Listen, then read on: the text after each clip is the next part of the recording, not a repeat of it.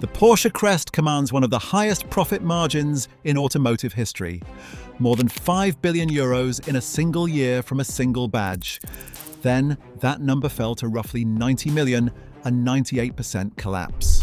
The same week, Audi announced thousands of job cuts. Volkswagen moved to eliminate 35,000 positions. 3 brands, 3 headlines, but not 3 stories. They shared a boardroom, a software platform, and a chain of decisions that looked defensible one by one, until they stacked together inside one hidden empire and broke it. During the week of September 9th, 2024, the business press treated these developments as isolated corporate setbacks. In Ingolstadt, Audi chief executive Gernot Doellner finalized a plan to eliminate 7,500 German jobs, targeting administration and development roles. In Wolfsburg, Oliver Blume prepared an even more severe directive, targeting 50,000 positions across the Volkswagen brand by 2030. Meanwhile, in Stuttgart, Porsche's balance sheet revealed an operational profit that had nearly evaporated, dropping from over 5 billion euros to just 90 million euros. To the casual observer, these were 3 distinct crises handled by independent boards. In reality, these supposedly separate badges are legal extensions of the same corporate tree. When multiple organs of a single industrial body fail in the exact same week, the cause is systemic. The simultaneous breakdown raises a fundamental question. How does an empire built on the illusion of diversification fracture so uniformly? The answer lies in the hidden structure underneath the headlines. Pride goeth before destruction, and an haughty spirit before a fall. For decades, massive margins at the top masked structural flaws at the bottom. But when the group's shared foundations from a single software unit to a singular geographic dependence began to give way, the weight of those stacked decisions pulled down every badge at once. Tracing this collapse requires looking beneath the sheet metal directly into the corporate architecture that bound these brands together. The showroom floor of the Volkswagen Group presented the ultimate illusion of industrial safety. On one end sat a $20,000 mass-market hatchback built for daily commutes. On the other sat a $2 million hypercar designed for billionaires. Between these extremes lay family SUVs, premium sedans, and high-margin sports cars, an empire of 12 distinct brands that seemed completely insulated from market shifts. To investors and analysts, this massive spread was the ultimate hedge. If mass-market sales slowed in Europe, luxury buyers in North America would carry the weight. If a recession hit premium sedans, utility vehicles would bridge the gap. But this flawless portfolio concealed a dangerous structural truth. A collection of different badges is not true diversification when every single brand relies on the exact same corporate architecture, shared engineering assumptions, and centralized strategic bets. Underneath the sheet metal, the empire's apparent safety net was actually a single, highly concentrated trap. For decades, the crown jewel of this architecture was Porsche. It functioned as the ultimate cash machine, boasting operating margins of 18%, the envy of the global automotive industry. This financial engine was supercharged by China, where the group reigned as the undisputed market leader for 20 consecutive years. Capitalizing on this seemingly infinite demand, Porsche launched an initial public offering in September 2022. It was a moment of supreme confidence. The market valued the sports car maker at 75 billion euros, a figure that briefly eclipsed the market capitalization of its own parent company, Volkswagen. Inside the corporate offices, the strategy appeared flawless. Profits from Stuttgart and Beijing subsidized experiments elsewhere, creating an atmosphere of absolute certainty. Yet, this high-margin pillar was actually a concentrated gamble. Within 3 years, those 18% margins would collapse to just 0.3%. In 2020, Volkswagen Group established Cariad, a centralized in-house software division designed to build a single operating system to run every vehicle across Porsche, Audi, and Volkswagen. Instead of allowing individual brands to develop proprietary digital platforms, the parent company consolidated all software development under one roof. The strategy relied on a unified architecture, the E3 platform, intended to deploy a single software stack across the entire corporate fleet, from mass-market family hatchbacks to high-end electric sports cars. On paper, this centralization promised massive economies of scale and rapid over-the-air updates to compete with new digital-first rivals. But this decision created a critical engineering vulnerability. By anchoring every brand to a single software source, Volkswagen removed the traditional operational firewalls between its marques.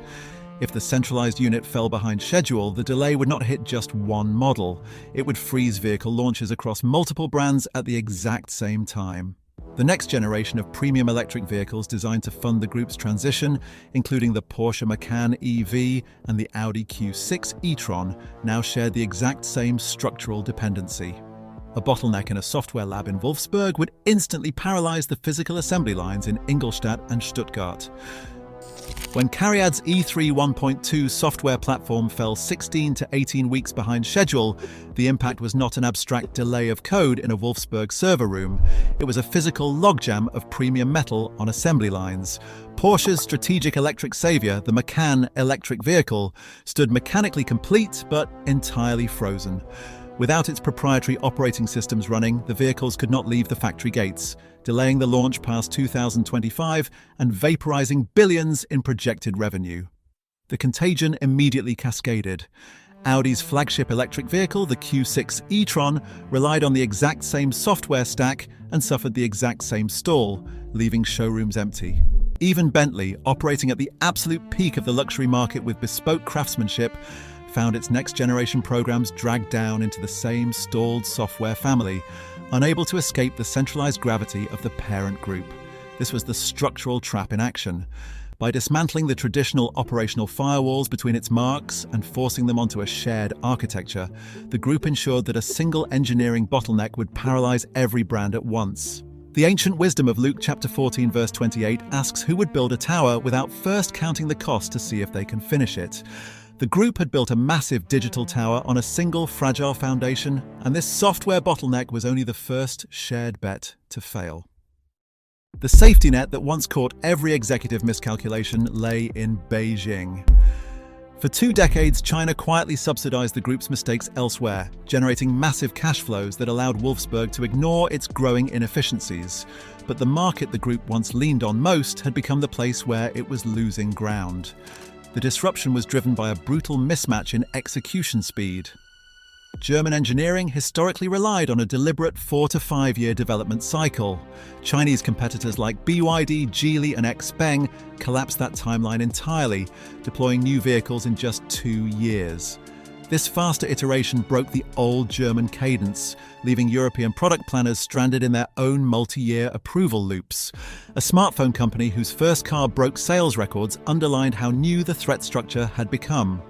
Xiaomi designed, built and launched the SU7 sedan in under 24 months, delivering over 12,000 units in a single month.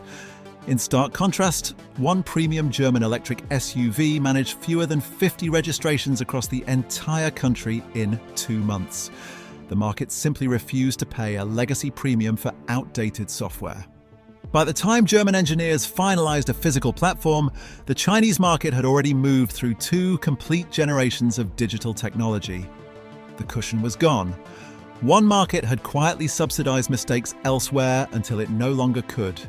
With the safety net shredded, the group's structural vulnerabilities were suddenly exposed to the open air, stripping away the revenue that had kept the empire's cracks hidden from the world. In the pursuit of industrial self-reliance, the group made its most capital-intensive gamble, securing the battery supply chain through a joint venture with Swedish manufacturer Northvolt. On paper, acquiring a 21% equity stake was the ultimate hedge against Asian supplier dominance, a move designed to guarantee specialized battery cells for Porsche's upcoming high-performance electric models. It was a strategy that treated corporate control as an absolute safeguard. But control is an illusion when the asset itself is structurally unstable. On November 21, 2024, Northvolt filed for Chapter 11 bankruptcy protection in a Texas court, exposing a balance sheet carrying $5.84 billion in debt against a cash reserve of just $30 million. The financial contagion bypassed the traditional firewalls of the holding structure and struck the balance sheets directly. The parent company executed a massive €4.5 billion battery asset write-down. Because the group's internal reporting allocated the joint venture's goodwill directly to its sports luxury division, a staggering €2.7 billion goodwill impairment landed squarely on Porsche. This non-cash charge instantly materialized as a €2.1 billion operating profit reduction for the fiscal year. By converting a strategic supply partnership into an equity-heavy balance sheet exposure, the group did not hedge its risks, it concentrated them. The very mechanism designed to secure Porsche's electric future had instead delivered a multi-billion euro wound to its bottom line, proving that in the pursuit of absolute certainty, the illusion of safety is often the most expensive asset a company can own. The damage did not stop with a single balance sheet adjustment. Instead, it surfaced as a chronic financial leak, forcing 4 distinct profit warnings within a 12-month window. Each warning laid bare a widening gap between corporate forecasts and market reality, proving that premium pricing power was evaporating at the dealership level. The erosion was led by the brand's electric flagship. Global deliveries of the Taycan, which had reached over 41,000 units annually, collapsed to just over 16,000. This sales collapse was not a temporary supply bottleneck, but a deeper shift in customer sentiment. Buyers who once queued for high-performance electric platforms were turning away, leaving showrooms quiet. This demand shock translated directly into rapid value destruction. On the secondary market, a stark contrast emerged. An electric Audi shed 27% of its value in a single year, while its traditional gas-powered sibling from the same showroom barely moved. Private buyers still valued mechanical reliability, even as corporate headquarters engineered an electric future. These compounding setbacks proved that the transition was not merely facing a temporary slowdown. It had collided with execution failures, rapid market shifts, and supply chain fragility at the exact same time. The corporate machine had optimized for a future that buyers were actively rejecting, leaving the group's highest margin brands exposed to a steady, systemic erosion of their core asset value. The dry mathematics of write-downs and delayed software architectures eventually leave the spreadsheet and arrive on the factory floor. When corporate strategy falters, the ledger is balanced not by adjusting numbers, but by altering lives. On September 12, 2024, the structural failure of the group became intensely personal. In Ingolstadt, Audi finalized a plan to eliminate 7,500 German jobs by 2029, targeting administrative and development roles at the core of its operations. Across the wider group, a far larger reckoning was set in motion, a sweeping directive aiming to cut 50,000 positions by 2030. For the rank-and-file employees, the corporate pivot was no longer a theoretical transition. It was a livelihood erased. The reaction was immediate. In early December 2024, nearly 100,000 workers participated in warning strikes across Germany, bringing production to a halt at multiple key facilities. The quiet of the stalled assembly lines was replaced by the noise of protests at the factory gates. These workers carried the physical weight of decisions they did not make, watching their wages and job security threatened. This pain stood in sharp contrast to the executive suites, where multi-million euro compensation packages and board bonuses remained fully insulated from the damage. Where no council is, the people fall. The collapse of Porsche's operating profit to just €90 million was a direct failure of stewardship. The ultimate invoice of this corporate hubris was not paid in Stuttgart's executive offices. It was paid by the thousands of families whose security was sacrificed to balance a broken empire's books. In isolation, every decision made by the Volkswagen Group's leadership appeared entirely rational. Building an in-house software division was a defensive necessity against Silicon Valley. Relying on China's immense luxury market to fund the transition was a proven revenue strategy. Investing in European battery startups promised supply security, while converting Porsche's lineup to electric aligned with global regulatory mandates. Each step was a defensible response to a shifting industry. But when these independent choices were stacked inside a single corporate system, they became highly correlated risks. The parent company had dismantled the operational firewalls that historically protected individual brands, treating a badge as a boundary when it was merely a label. Underneath the sheet metal, the entire empire shared the exact same software bottlenecks, the exact same geographical dependencies, and the exact same battery liabilities. This is the modern diagnostic of systemic failure, concentration disguised as diversification. True stewardship requires recognizing that scaling a single vulnerability across 12 distinct brands multiplies risk rather than distributing it. The group built its strategy on the absolute certainty of its own market dominance. But when the foundations cracked, the illusion of safety dissolved, exposing the fatal reality that an empire is only as strong as its most fragile shared component. Today, the illusion of the multi-brand fortress is shattered. Volkswagen's crisis proves that a house built on centralized certainty cannot withstand a decentralized storm.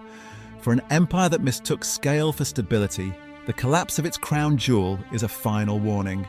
True stewardship requires agility, not just different badges on the same fragile foundation. What do you think? Share your thoughts below.